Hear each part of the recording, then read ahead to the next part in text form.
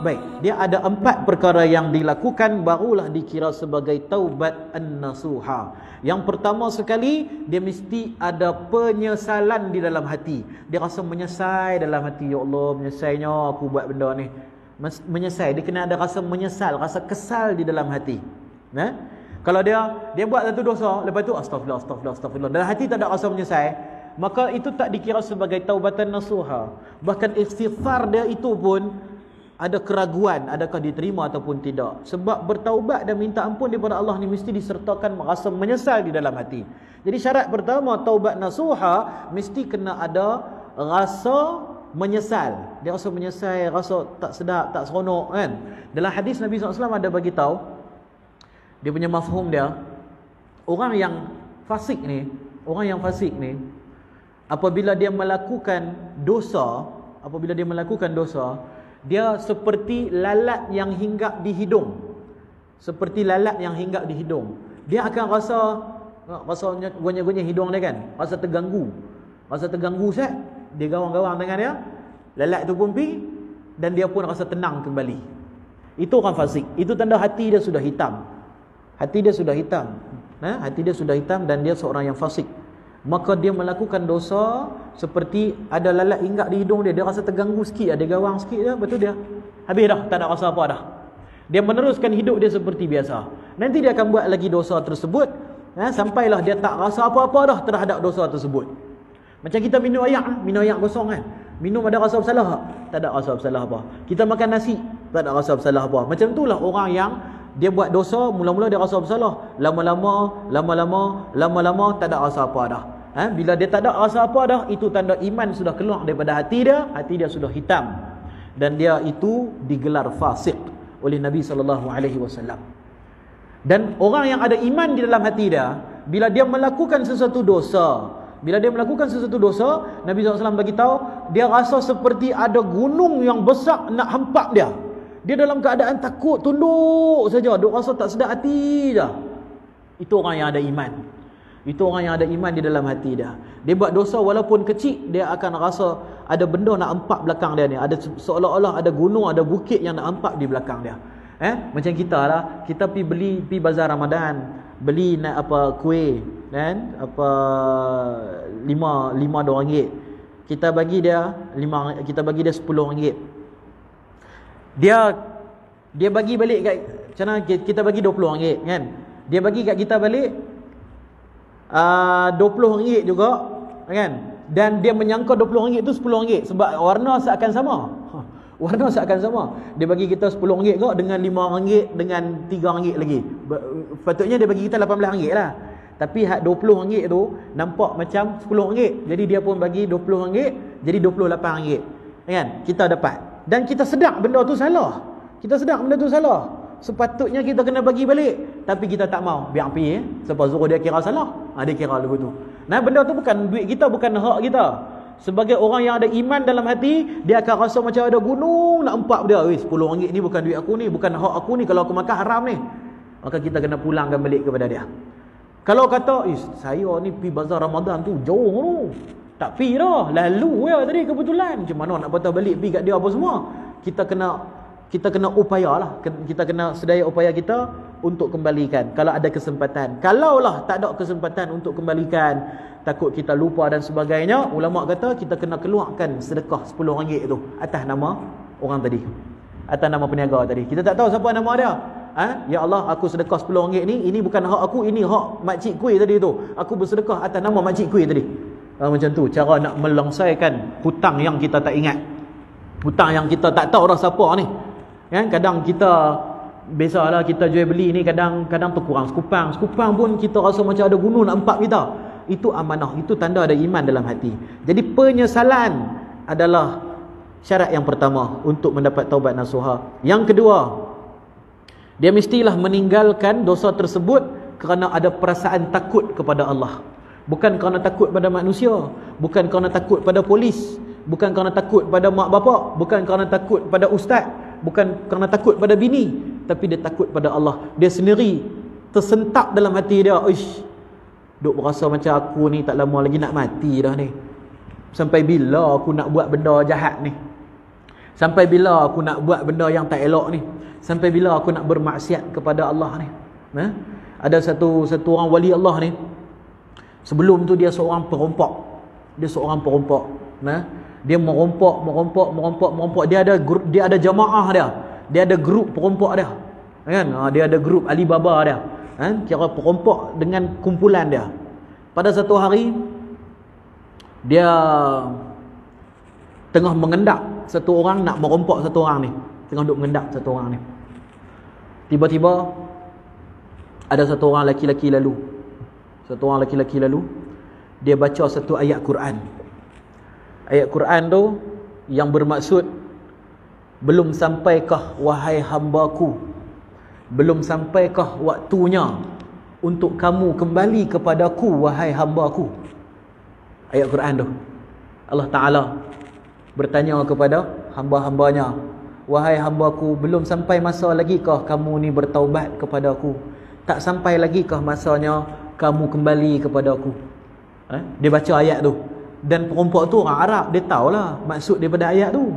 Bila dia dengar ayat tu, terus berjujuran air mata dia. Keluar air mata punyalah banyak, terbih air mata.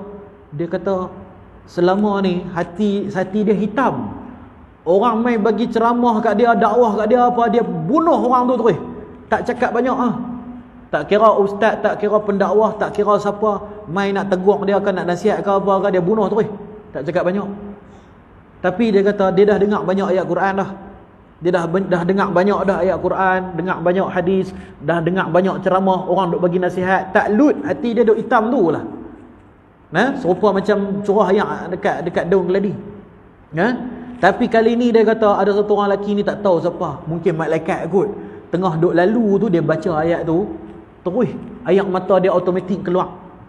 Jadi dia pun turun daripada tempat yang dia duduk mengendap tu, dia balik ke kemah dia, dia buang semua baju-baju dia yang dia dapat daripada hasil yang haram tu, dan dia ada duit halal yang disimpan di tempat yang berasingan.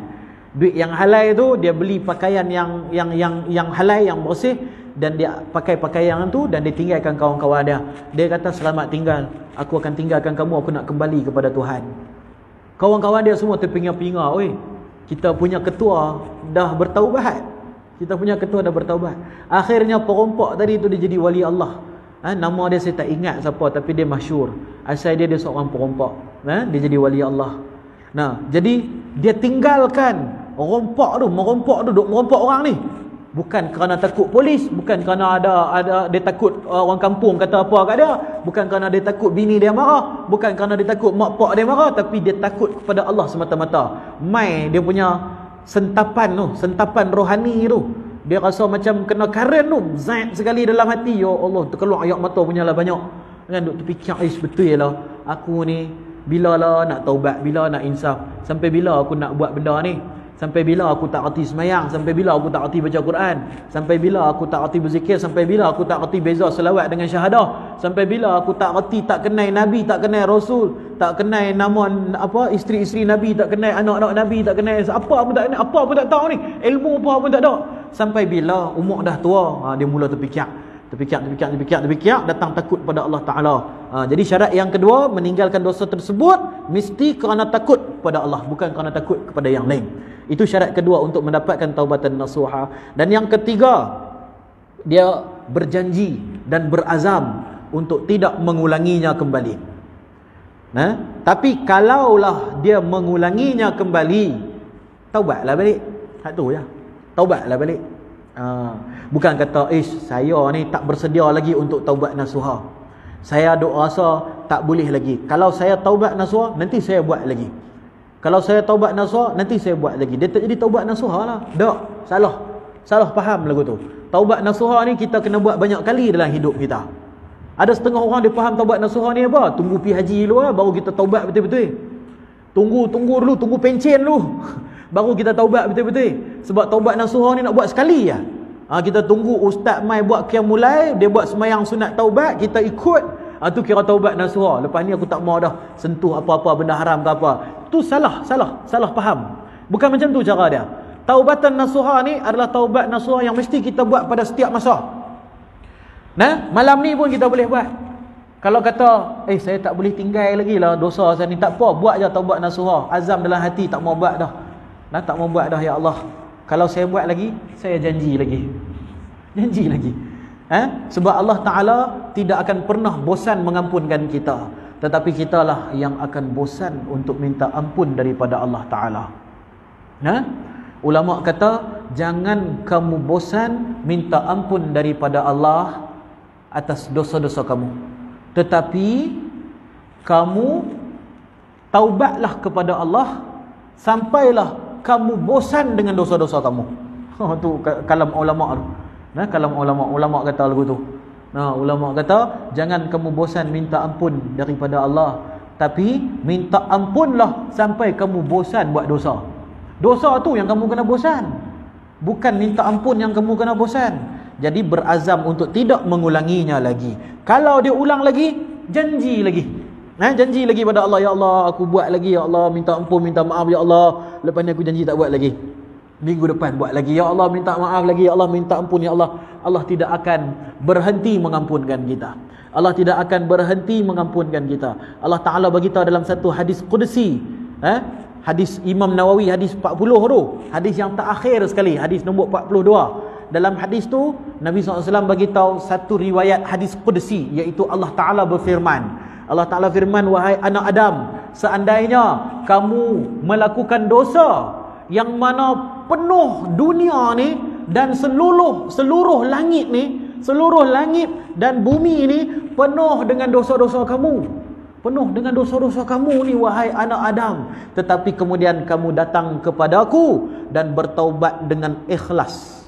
Makna kata bertaubat dengan ikhlas ni, dia tinggalkan dosa-dosa tersebut dan kembali pada Allah kerana takutkan Allah, kerana nak kembali pada Allah, bukan sebab takut bini, kau takut mak, kau takut polis, kau takut mahkamah, kau takut ini, kau takut itu, kau tak, bukan takut makhluk ni, bukan, tapi kerana takut Allah semata-mata. Allah Ta'ala kata, aku akan ampunkan semua sekali, wala ubali, dan aku tak peduli sikit pun, dan aku tidak akan mengungkitnya.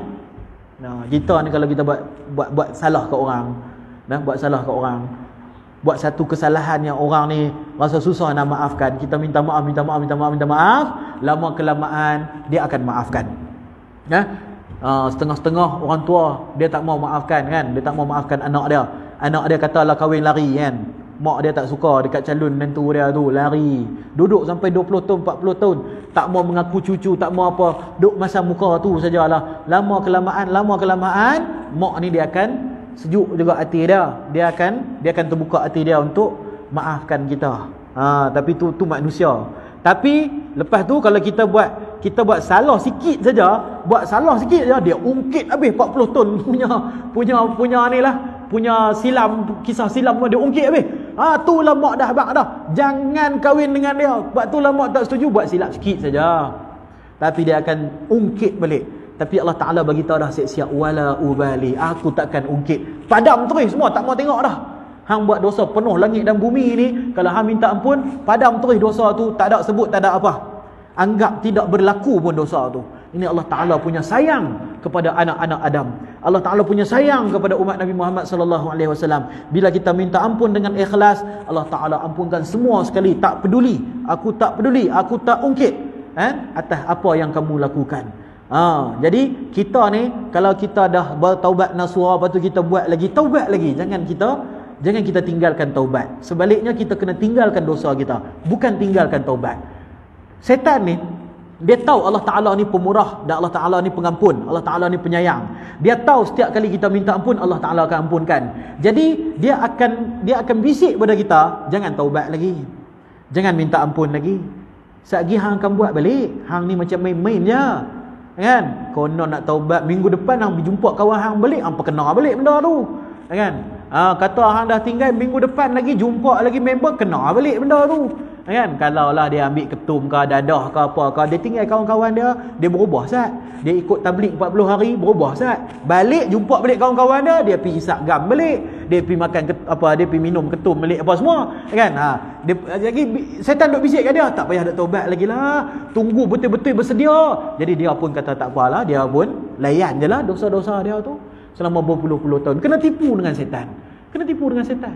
Bukan kita kena berhenti bertaubat, tapi kita kena berhenti melakukan dosa. Yang kita jangan berhenti itu ialah bertaubat kepada Allah. Terus istiqamah taubat kepada Allah. Dan istiqamah dalam solat 5 waktu. Sebab solat 5 waktu ni Allah Ta'ala bagi tahu akan mencegah kamu semua daripada perkara keji dan mungkar. Jadi kalau satu orang ni dia pekat dengan dosa-dosa dia, kita pujuk dia, tak apa. Kalau rasa tak boleh nak tinggal dadah, tak boleh nak tinggal arak, tak boleh nak tinggal judi, tak apa. Nak buat-buatlah. Tapi semayang 5 waktu, jom kita ke masjid. Pujuk dia main masjid. Tak payah cerita pasal dosa dia. Ajak dia main masjid dulu. Jangan kita kata hang minum arak, hang tak boleh main masjid. Tak boleh main masjid, jangan. Masjid bukan tempat untuk orang suci. Masjid tempat untuk menyucikan orang. Bukan untuk orang yang sudah sedia suci. Masjid ni macam dobi. Yang masuk ke dobi tu semua baju-baju kotor. Mana ada baju bersih orang tak pergi dobi? Masjid ni umpama dobi, tempat untuk umat datang membersihkan diri dia. Tapi kita halau, baju kotor mai kita buang keluar. Kita kena jawab dengan Allah Ta'ala nanti. Allah Ta'ala cukup marah kalau orang halang hamba dia untuk datang ke masjid. Ada satu ayat Quran khas Allah Ta'ala melaknat. Allah Ta'ala bagi tahu rugi sungguh mereka ini. Allah Ta'ala akan beri kehinaan kepada mereka di dunia dan di akhirat sekiranya mereka menghalang manusia daripada datang ke masjid. Jadi orang mai ke masjid, kita jangan pandang serong. Kadang yang mai tu dengan tatu dia kan, dengan rambut dreadlock dia kan, dengan rantai dia. Kita jangan pandang sinis, jangan pandang apa. Bagus dia main semayang. Dia main semayang 5 waktu, insya-Allah pelan-pelan dia akan berubah. InsyaAllah pelan-pelan dia akan berubah. Barulah orang seronok nak main. Ni orang takut nak main. Takut nak main, sekejap semua orang tengok. Setengah-setengah orang kita ajak main semayang, dia kata apa? Saya tak ada baju semayang. Dia takut nak main semayang sebab tak ada baju semayang. Dia ingat kalau main semayang kena pakai baju semayang, tak boleh pakai baju biasa. Kan ada orang yang jauh daripada masjid.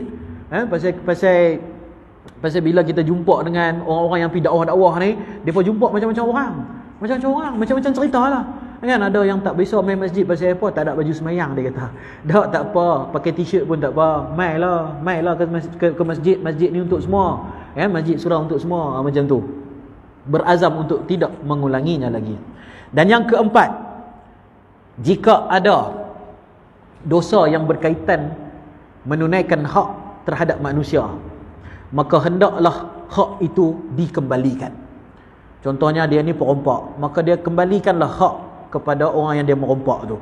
Kalau habis dah dia pakai, dia kena gentle lah, pergi minta maaf, minta halai, minta ampun, minta maaf apa semua, saya dah bertaubat apa semua. Kalau nak saya bayar balik, saya akan kerja, saya akan bayar sikit-sikit balik segala kerugian yang saya dah rompak ke apa ke, kan? Buat balik. Minta maaf balik dengan orang yang kita dah melakukan aniaya tersebut. Jadi ada 4 syarat untuk mendapat taubatan nasuha. Yang pertama, ada penyesalan dalam hati. Yang kedua, meninggalkan dosa tersebut kerana takutkan Allah. Yang ketiga, berazam untuk tidak mengulanginya lagi. Dan yang keempat, kita kembalikan ataupun pulangkan hak orang yang kita telah ambil ketika melakukan dosa. Jadi itu 4 syarat untuk mendapat taubatan nasuha. Baik, hadis-hadis tentang beberapa amalan atau musibah yang boleh menjadi kafarah dosa seperti solat 5 waktu, solat Jumaat, penyakit dan sebagainya akan menghapuskan dosa-dosa kecil. Jadi taubatan nasuha ni untuk dosa-dosa besar. Dosa besar ni ada 70 lebih yang kita akan huraikan nanti. Jadi kita akan tengoklah ada tak kita buat dosa ni. Kalau ada, kita kena buat taubatan nasuha. Tak cukup dengan istighfar. Tak cukup dengan datang semayang 5 waktu di masjid, tak cukup. Dia kena ada taubatan nasuha. Kena ada 4 perkara tersebut. Yang mana kita ambil secara haram, kita kembalikan, kita pulangkan, buang, kita sucikan balik harta kita dan sebagainya. Adapun untuk dosa-dosa kecil ulama bagi tahu dia terhapus melalui amalan-amalan. Macam contohnya Nabi SAW bagi tahu dalam hadis, apabila 2 orang muslim bersalaman, apabila mereka melepaskan tangan mereka, maka dosa-dosa kecil mereka gugur dosa-dosa kecil mereka. Begitu juga orang yang semayang 5 waktu. Orang yang semayang 5 waktu, setiap hari semayang 5 waktu, dia umpama orang yang mandi di sungai yang mengalir 5 kali pada satu hari. Nabi SAW pernah tanya kepada sahabat-sahabat Nabi, apa pendapat kamu kalau satu orang mandi 5 kali satu hari di air sungai yang mengalir? adakah dia akan bersih? Para sahabat kata mestilah bersih. Mestilah bersih. Orang mandi satu hari sampai 5 kali. Kita biasa mandi satu hari 2-3 kali lah. Tapi kalau 5 kali itu banyak lah. Nabi SAW beritahu, itulah perumpamaan orang yang solat 5 waktu. Setiap kali dia sembahyang, semua pahala-pahala kecil dia gugur bersamaan dengan sujudnya dia. Bila dia sujud tu gugur habis semua dosa-dosa dia. Tinggalkan dosa-dosa tu di tempat sujud dan hilang macam tu saja. Jadi kalau dia sembahyang 5 waktu, dosa-dosa kecilnya akan diampunkan. Begitu juga orang yang bersedekah, orang yang mendapat penyakit ataupun musibah.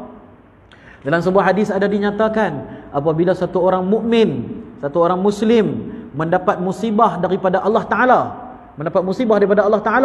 sama ada berupa ketakutan, kerisauan, kekurangan makan, ataupun kesakitan fizikal, bahkan Nabi SAW beritahu, walaupun terkena satu duri di kakinya, maka orang tersebut akan mendapat pengampunan daripada Allah Ta'ala. Jadi itulah tujuan Allah bagi musibah kepada orang mukmin. Allah Ta'ala bagi musibah kepada orang mukmin adalah untuk mengampunkan dosa-dosa dia, dengan syarat dia reda terhadap musibah tersebut. Jadi semua-semua tu, musibah ke, penyakit ke, sembahyang 5 waktu ke, bersalaman ke dan sebagainya, itu semua adalah penghapusan dosa-dosa kecil. Nabi SAW bersabda, as-salatu khams wal jum'atu ila jum'ah kafaratun lima bainahun ma lam tughshal kaba'ir. Solat 5 waktu dan solat Jumaat ke solat Jumaat, yang seterusnya, makna kata seminggu daripada solat Jumaat ke solat Jumaat, dan solat 5 waktu penuh adalah kafarah kepada segala dosa-dosa yang berlaku di antara dua tempoh tersebut, dari satu Jumaat ke satu Jumaat. Bermakna daripada satu Jumaat ke satu Jumaat, kalau dia lengkap daripada satu Jumaat ni 5 waktu solat sampai Jumaat lagi sekali tu, dia mendapat kafarah atas semua dosa-dosa dia, diampunkan semua dosa-dosanya, selagi mana dia tidak melakukan al-kabair, selagi mana dia tidak melakukan dosa-dosa besar. Hadis riwayat Muslim. Jadi kita sembahyang 5 waktu satu hari tu, sepanjang seminggu tu akan menggugurkan dosa-dosa kecil. Adapun dosa-dosa besar mestilah dihapuskan ataupun dibasuh menggunakan taubatan nasuha. Bagi dosa besar yang mempunyai hukuman had ataupun hukuman hudud, jumhur fuqaha berpandangan bahawa hukuman itu boleh menjadi kafarah kepada dosa terbabit. Bermakna kalau dia melakukan dosa yang melibatkan hukum hudud, contohnya dia berzina, contohnya dia minum arak, maka apabila dia dikenakan hukuman hudud tersebut, maka itu merupakan pengampunan bagi dia. Itu merupakan pengampunan bagi dia, walaupun dia tidak bertaubat nasuha, walaupun dia tidak beristighfar. Dia minum arak, kena tangkap, kena rotan, kena sebat 80 kali, maka dosa minum arak dia diampunkan oleh Allah Ta'ala. Walaupun dia tak minta istighfar, ya Allah aku minum arak tadi, minta ampun ya Allah, dia tak minta ampun pun, tapi kerana dia terkena hukuman tersebut, maka dia sudah terlepas hukumannya di akhirat. Begitu juga kalau dia berzina, dia kena sebat 100 kali kalau dia belum kahwin. Kalau dia dah kahwin, kena rejam sampai mati.